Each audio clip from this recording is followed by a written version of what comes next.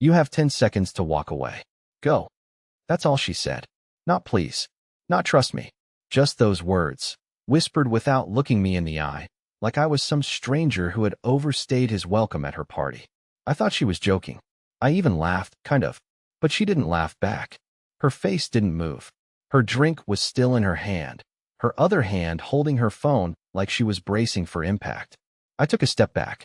She gave me a single nod, barely noticeable, and turned toward the private lounge behind the bar, disappearing through the heavy oak doors like she knew exactly what was behind them. I should have left. I should have gone. Instead, I stood there. For a few seconds. Maybe more. Long enough to hear the music shift. Long enough to watch the bartender glance toward the lounge and raise an eyebrow like he'd seen this before. That was the moment I knew something was wrong. Not the kind of wrong you say out loud. The kind you feel. In your stomach, in your bones, in the way every sound around you suddenly feels like static. I followed her. Quietly. Like my feet weren't really mine. I walked past her coworkers laughing over tiny desserts and men in fitted blazers talking about ski trips. Nobody saw me slip through the side corridor that wrapped around the lounge. Nobody cared. But from the small glass slit in the hallway door, I saw everything. She wasn't alone in there. He was already waiting.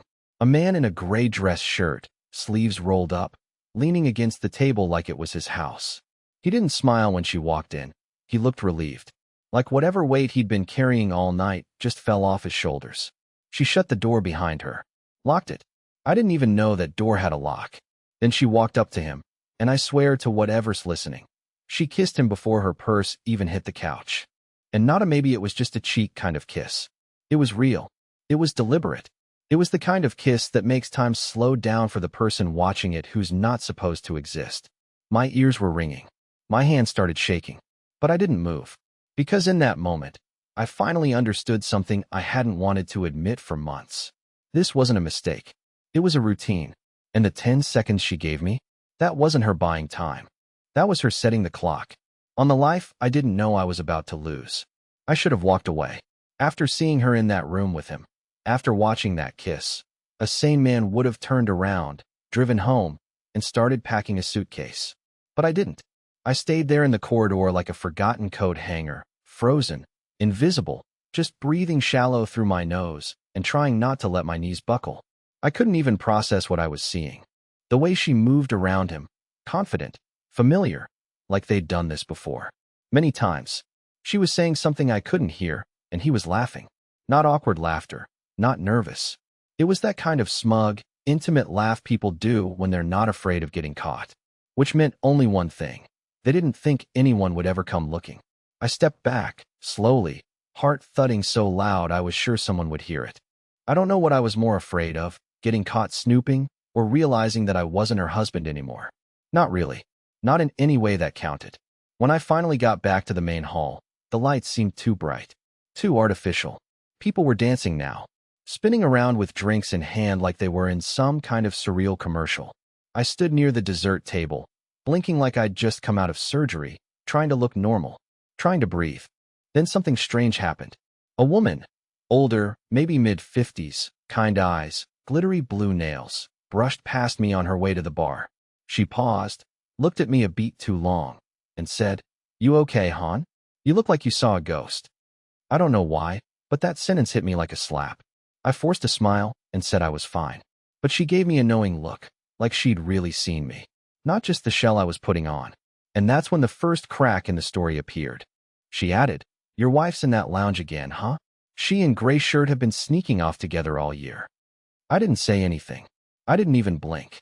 I just stared at her as she walked off, sipping her drink like she hadn't just detonated my entire sense of reality. All year. So it wasn't new. It wasn't even recent. It was ongoing.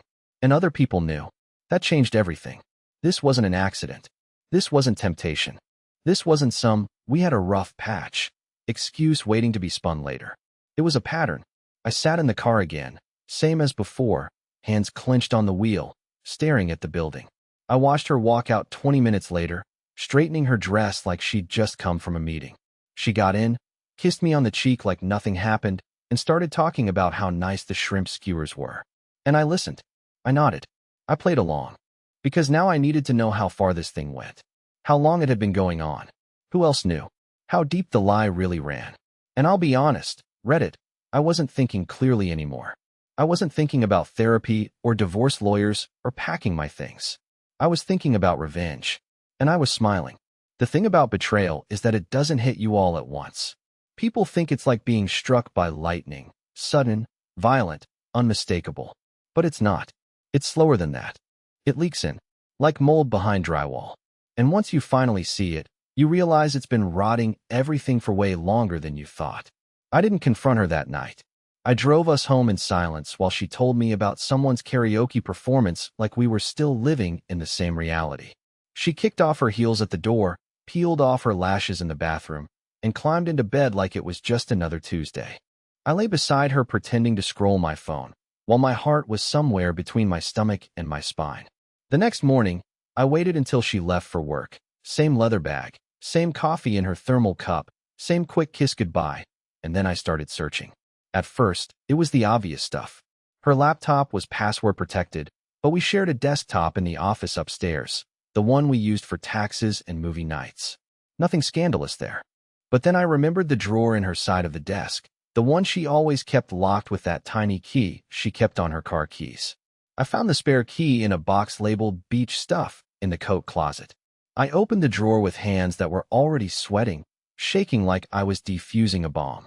Inside, a second phone. I stared at it for a full minute, like it might grow legs and run. I didn't even know she had a second phone. It was an old Android model, cheap, a burner probably, with no case and a cracked screen. It was fully charged, and when I opened the text app, the air left the room. There were hundreds of messages. From one number. No name saved. Just a string of digits. But the conversation? It stretched back months. Photos. Plans. Jokes. Intimacies. Pet names. There were voice notes. One of them was her laughing in a way I hadn't heard in years. One was just her whispering, "I miss you," on a rainy afternoon, time-stamped for the exact same day we had an anniversary dinner, and she told me she had a headache. That was the first time I felt the world tilt under me. Like I'd been standing on a fake floor all this time, and someone just pulled it away. I sat there for hours, scrolling, listening, rereading. Not because I wanted to, but because I had to. I needed to know how much of my life had been fiction. One message stuck out. Wednesday, 9 p.m. Same room. Tell your husband you're staying late again. The timestamp was 2 days from now. She had already scheduled the next meeting. She didn't even bother deleting the proof. And that was the moment something inside me broke. Not in a loud, dramatic way. It was quiet, cold, clinical, a kind of clarity I didn't expect. I wasn't just hurt anymore. I was activated. I had 2 days. 2 days to watch, to gather, to prepare. I wasn't going to burst in and catch them in the act. That wasn't enough anymore. I needed the truth. All of it. Who he was. Where it started. What else she was hiding. And for the first time since the lounge, I didn't feel powerless. I felt sharp. I put everything back exactly the way I found it. Locked the drawer. Tucked the key away. Poured myself a cup of coffee and looked out the window like it was any other morning. But in my head, I was already building the plan. And neither of them had any idea what was coming. I didn't eat much the next 2 days. I didn't really sleep either. Not because I was devastated. That part had come and gone like a passing fever. No, this was something else entirely. This was the kind of laser focus you only get when the person you love most has turned you into a spectator in your own life. I wasn't mourning anymore. I was studying. I watched her like a scientist. Took notes. Compared timestamps. Measured patterns. I checked our shared bank account and cross-reference charges she told me were for team lunches, with the addresses of boutique hotels and cocktail bars I'd never even heard of. She was meticulous, but she wasn't careful. There's a difference. Sherry planned her lies like someone used to getting away with them, not someone worried she might be caught. The second phone, her burner, became my window. I didn't take it again. I didn't need to. I knew when she'd check it. I knew when she'd leave it in that drawer. I started syncing screenshots to a flash drive I wore under my hoodie like a damn rosary. I wasn't even sure what I'd do with it yet. All I knew was that I wanted the truth somewhere outside her control. Somewhere I could hold it, rewind it, study it without her explanations muddying the water. And then came Wednesday. She left work late. Told me she had a client conflict debrief, which isn't a real thing, or at least not something people say in a normal household. She was wearing a different perfume than usual, something sweeter. Her lipstick was darker. I didn't say a word. I just nodded and told her to drive safe. What she didn't know was that I'd already been to the hotel she was going to. That morning, I took the day off work. I drove across town, sat in the coffee shop across from the building, and watched the entrance for an hour like some washed-up PI from a bad TV show. When the concierge stepped outside for a cigarette, I asked if they had an extra copy of a lost room key, said I'd left mine in the car. He asked me for a name on the room. I gave him hers. And here's the part that still makes my stomach flip. He didn't blink. He just said, Suite 604? Just like that. Like he knew. Like this had happened before. Like it wasn't even weird that some guy showed up asking for a key to a suite that wasn't in his name. I didn't take the key. That would have left a trail. But I thanked him, walked out calmly, and started planning the rest. I mapped the building, watched the entry points, timed how long the elevator took to reach the 6th floor. I didn't have weapons or rage in my heart. What I had was precision. I wasn't planning to catch them in the act. That's the amateur play. What I needed was to know exactly who he was, where he came from, and why she risked everything for him. Because he wasn't some slick millionaire or rugged ex-boyfriend with broad shoulders and tattoos. From what little I'd seen in the reflection, he looked boring, average, the kind of guy you'd forget 5 minutes after meeting. Beige shirt, regular hair, mild face, which made it worse. Because if she was going to blow up our marriage, our history, our plans, our everything, and do it for someone that unremarkable, what did that say about how she saw me? I followed them into that hotel. Not into the room. Not into some cinematic confrontation scene. That's not what this is. I followed them with silence, with surveillance. I took photos from the hallway, just enough. I kept notes. I watched them disappear behind that door. And I waited. But while I sat there in the hallway, something happened that I wasn't prepared for. Another door opened. 2 doors down. A woman stepped out, phone in hand, and paused when she saw me. We locked eyes for a moment. She looked confused, then concerned. I turned away quickly, but she didn't go back inside. I heard her call someone, whisper something. Then the door shut again. That was the moment I realized. I wasn't invisible. And if I wasn't careful, the whole thing could unravel. But I was already in too deep to stop. I didn't follow them inside the room. I didn't need to. I already knew what was going to happen behind that door, and I'd seen enough to fill in the gaps. But what I didn't know, what kept pressing against the back of my mind like a splinter under the skin, was who he really was. He wasn't tagged in her photos, never showed up on her social media, wasn't listed as a co-worker or vendor in any of the events she told me about. He was a ghost. And ghosts don't just show up and start wrecking marriages without a reason. So I did what any man driven halfway mad would do. I started digging. Not randomly, not blindly, but with surgical precision. First, I pulled up the hotel's guest registry. That took a bribe and a favor from a guy I knew who used to work night security downtown. It wasn't cheap, but the moment I got a photo of the guest log with Suite 604 listed under a name I didn't recognize, I felt the ground shift again. Nathaniel Kerr. Not a name I'd heard before, but it was real. He used the same name for check-ins going back 6 months. Always the same suite. Always on Wednesdays or Thursdays. Always under the radar. And always staying just one night. I thought that would be it, just a name. Maybe I'd find his LinkedIn, match a face, confirm he worked with her. But when I searched him, there was nothing. No social media. No professional profiles. No articles. No mentions. No wedding registries. No alumni notes. Nothing. Except for one forum thread from 5 years ago. A DIY home security subreddit, of all places. His username was a match. He'd posted a single comment, asking how to hide interior cameras discreetly. Got downvoted into oblivion and never posted again. That's when I felt it. The unmistakable chill of something wrong.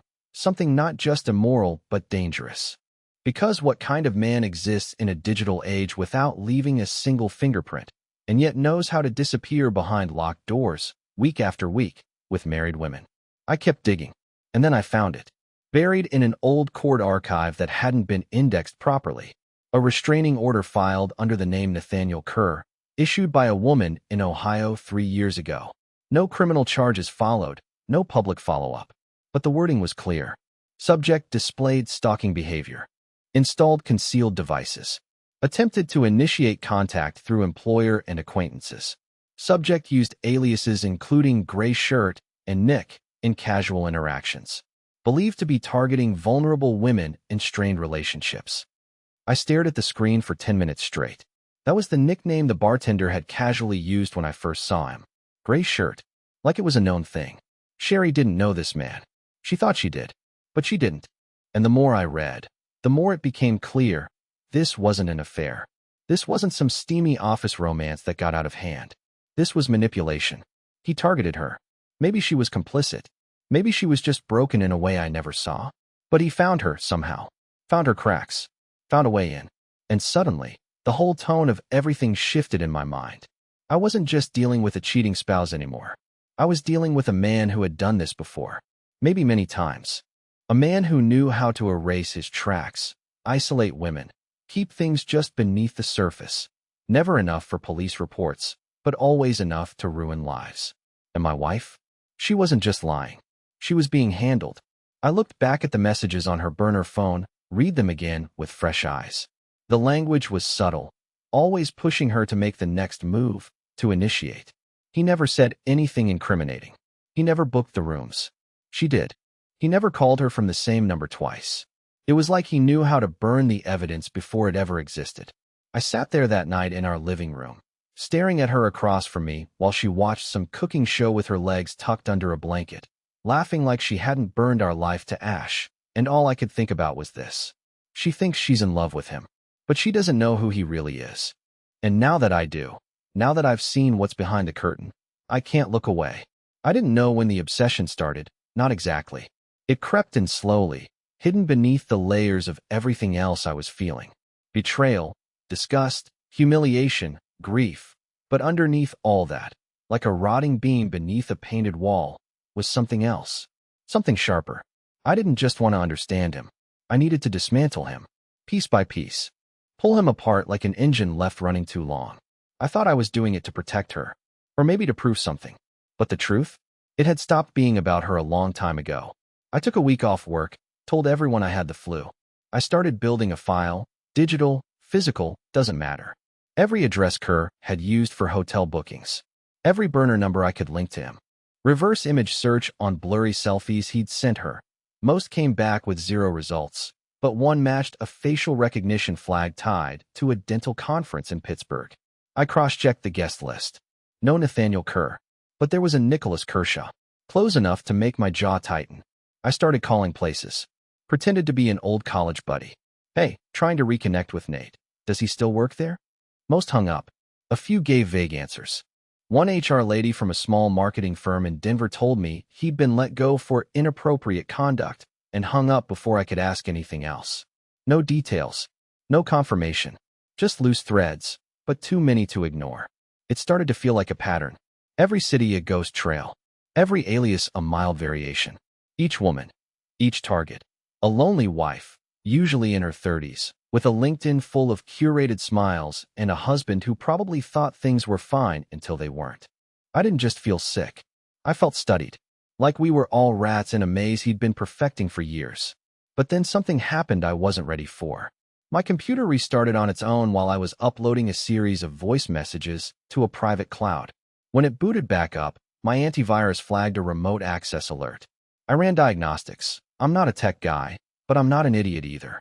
The log showed someone had tried to copy clipboard data. It wasn't random. It was precise. Surgical. Someone knew I was looking. Someone knew what I was building. And I knew exactly who it was. Nathaniel, or Nick, or whatever his real name was, wasn't just a manipulator. He was a predator. And like any good predator, he felt when someone was close. I didn't know how he found out. Maybe Sherry said something. Maybe I triggered some trap he'd laid years ago. But one thing was clear. I wasn't in the shadows anymore. I was being watched. The next morning, I found a manila envelope on my windshield. No note. Just a single printed photo inside, black and white, grainy, taken from behind a curtain. It was me, standing in our upstairs office, staring at my monitor. Time-stamped. Yesterday, 9:42 p.m. I didn't show Sherry. I didn't confront her. She was too far gone. Still sending him messages, still vanishing for team dinners, still smiling at me like we were fine. I stared at her that night across the kitchen table and wondered if she had any clue how deep this had gone. Whether she still thought she was having a messy fling with a mysterious guy who made her feel young. or if, deep down, she already felt the hooks in her ribs. She told me she was going to a weekend retreat in the mountains. Said it was for emotional recalibration, something her company offered to senior staff. She said it with the same tone she used when she told me she loved me. Soft. Rehearsed. She even asked me if I wanted to come. That was new. I told her no, that I had a lot of work to catch up on. She smiled, said she understood, kissed me on the forehead, and then she left. But I already knew where she was going. And this time, I wasn't going to stay behind. I didn't tell anyone I was leaving. I packed a bag small enough to hide in the trunk storage well and drove 6 hours without stopping. My hands hurt from gripping the wheel, but I didn't notice until I parked. The retreat center wasn't what I expected, not some luxury spa with infused water and bathrobes. It was rustic, isolated, gravel roads, wood cabins, pine needles crunching under boots. They called it Stillwater. Sounded like a rehab clinic for burned-out executives. Looked like a place people went when they didn't want to be found. She arrived late afternoon. Alone. Or at least she looked alone. Same jacket I bought her for Christmas 2 years ago. Same suitcase she used when we visited my parents. Back when things still felt real. I watched from the tree lean through binoculars. Not because I was being dramatic, but because the parking lot was small, and I couldn't risk her recognizing the car. She walked up to the main office, signed something, smiled politely. That smile I used to believe in. I gave her 30 minutes before I approached. At the front desk, the woman barely looked up. She was old, maybe mid-70s, wiry hair, cracked glasses. Her name tag said Greta, and her tone was half asleep. Checking in, she asked. No, just looking for someone. I think my wife might be staying here. Stillwater's a no-visitor property. Privacy agreement. You'll have to call her directly. She left her phone. Greta looked at me over the rim of her glasses, and for the first time, her expression changed. You said your wife. Yeah. She didn't check in under her real name. I blinked. Excuse me. Greta went back to tapping something on her tablet. She used the name Annabelle. Cabin 4. My skin went cold. Sherry wasn't spontaneous. She didn't do fake names. That wasn't her world. That was his. His fingerprints. His manipulation. I nodded like it made sense, thanked her, and walked out. But I didn't go to the cabin. Not right away. Instead, I looped around the back trail, the one marked with a faded wooden sign that just said Reflection Path. It curved around a shallow creek and climbed a narrow ridge that gave me the view I needed. The row of private cabins nestled along the edge of the woods. I found cabin 4. Lights off. Curtains drawn. Then I waited. And just after midnight, he arrived. Same man. Same posture. Same gray coat. He didn't knock. He just walked in. And the moment the door closed, something snapped in me. I wasn't afraid anymore. I wasn't even angry. I was lucid. Like my brain had split into 2 halves. One watching, one acting. I walked down the ridge, right up to the cabin window. I didn't care if they saw me. I wanted them to. But what I saw inside didn't make sense. There was no kissing. No laughter. No passion. Just silence. Sherry sat stiffly on the edge of the bed, not looking at him. He stood across the room, pacing, talking with his hands. I couldn't hear the words, but her face told the story. She was scared. Not of getting caught. Of him. Something was wrong. Way off script. And then I saw her flinch. Just a twitch, barely noticeable, but enough. His hand moved too fast. Grabbed her wrist. She yanked it back. He stepped forward. She stood up, said something sharp, pointed at the door. He didn't leave. I moved before I could think. I was at the door in seconds, banging hard enough to shake the frame. Sherry, I shouted. Open the door. Silence. Then footsteps. The lock clicked. She opened it. Not wide, just enough to see me. Her eyes were red. Not from crying. From panic. You have to go, she whispered. Please. He's hurting you. No. You don't understand. He said if I told anyone. She stopped. Looked behind her. I pushed the door wider. He was standing in the kitchen, arms crossed, face calm. Too calm. Like this was all part of some script he'd written in his head, and I'd just walked into the wrong scene. I know who you are, I said. He smiled. You think you do, he replied, voice like wet gravel. But I'm not the one who lied first. I looked at Sherry. She looked down. And for the first time since this all began, I realized I might not know either of them. I stepped into the cabin like I was crossing into someone else's life. The air was still, quiet, but heavy with something that hadn't settled yet. Fear, truth, grief. Nathaniel stood completely still, watching me like a surgeon watches a monitor. Calm, clinical. Sherry moved between us, her hands raised like she wasn't sure which one of us would explode first. You don't have to do this, she whispered to him. He smiled without warmth. It's already done. I looked at him, then at her. What is he talking about? She turned to me, eyes glassy. It started the way you think it did, but it didn't end that way. I tried to leave. He wouldn't let me. I waited. No interruptions. I needed the whole story, even if it ruined me. She exhaled slowly, then spoke. He wasn't a coworker. Not really. He showed up at my office after we did a recruitment campaign last spring. Claimed he was a consultant. Harmless at first. Funny. Charming. You know how lonely I'd been. How distant we were. That part stung, but I stayed silent. I told him it had to stop. He said he respected that. Then the messages kept coming. Then the threats. Nothing direct, just shadows. He showed up at my gym. At the grocery store. He knew where you worked. What routes you drove. And I was so stupid. I didn't tell you. I thought I could handle it. Nathaniel didn't deny it. He just shrugged. She was going to expose me, he said, voice soft. She said she had proof. I gave her a choice. Clearly, she picked a third one. I felt my fists tighten, but I didn't move. The rage was there, roaring under my skin, but I wasn't going to give it to him. That's what people like him feed on. Control. Reaction. Fear. I looked at Sherry. You should have told me. I was ashamed, she said. Not of what happened, but that I let someone like him in through the cracks. I took a breath. A long one. Then I pulled the flash drive from my pocket. The one with weeks of data, photos, evidence. I placed it on the table, gently. I have enough to make sure he never does this again. Nathaniel flinched, just barely. For the first time, he looked small. I'll go, he said. But this doesn't fix you too. No, I replied. But it fixes you. He walked out. Just like that. No threats. No words. Maybe he knew it was over. Maybe he'd try again, somewhere else. But not with her. Not with anyone I'd ever let near us again. The cabin was quiet for a long time after that. We sat on the floor, Sherry and I, not speaking. She cried once. Not loud. Just a release. I didn't touch her. I didn't say it was okay. But I stayed. Not because I forgave her, but because I finally understood why I had to. This story didn't end the way people wanted it to. There was no perfect justice. No dramatic scene that fixed the past. But the next morning, we drove home together. No lies. No pretending. Just miles of quiet, shared grief, and something else, a kind of cautious peace. Months have passed. We go to counseling now. Real sessions. Hard ones.